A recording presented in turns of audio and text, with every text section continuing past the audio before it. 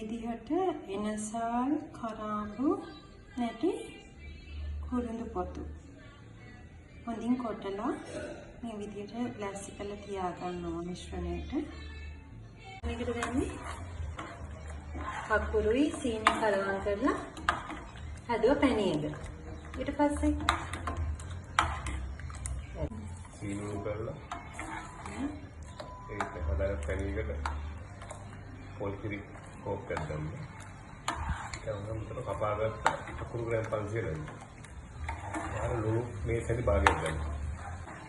ඔය මොනවද මේ හදන්නේ? සීක්‍රට්.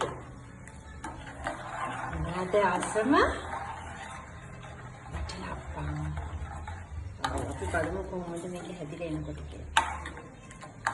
මේ විදිහට කලවම් කොච්චර වෙලා කලවම් කරන්න ඕනද? විනාඩි 10ක්. විනාඩි 10ක් කලවම්.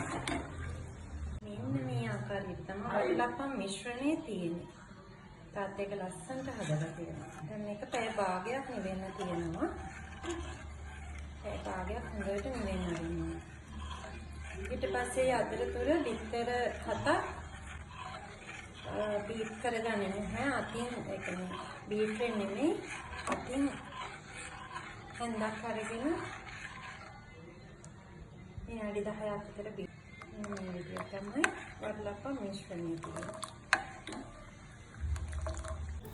ඉතින් මේ විදිහට හොඳින් නිවුණාට පස්සේ තමයි අපි බීට් කරගත්ත බිත්තර අපි මේකට එකතු කරගන්නේ. ඊට පස්සේ අපි රයිස් කුකර් එකේ වතුර අඩිය වැහෙන ප්‍රමාණයට වතුර පුරවගෙන ඒකට අපි ස්ටෑන්ඩ් එකක් තියාගන්න ඕනේ. ඒක අපි ගත්තේ ගෑස් කුකර් එකේ තියෙන ස්ටෑන්ඩ් එක. ඒක උඩ තමයි මේ මිශ්‍රණය ඇලුමිනියම් භාජනයක දාලා ෆොයිල් එකකින් ආවරණය කරගන්නවා. ඉතින් රයිස් කුකර් එකේ ස්ටීම් කරන වෙලාවේ වීඩියෝ එක ගන්න බැරි වුණා. නැත්නම් ඒකේ විදියට පෙන්වන්න තිබුණා. ඇලුමිනියම් භාජනයක දාලා ෆොයිල් එකකින් ආවරණය කරලා විනාඩි 30ක් 35ක් අතර මේක හොඳින් තැම්බෙන්න තියෙනවා. මේ විදියට ඊට පස්සේ අන්තිමේට රසම රස ලස්සනම ලස්සන වටලප්පමක් හදා ගන්න පුළුවන්.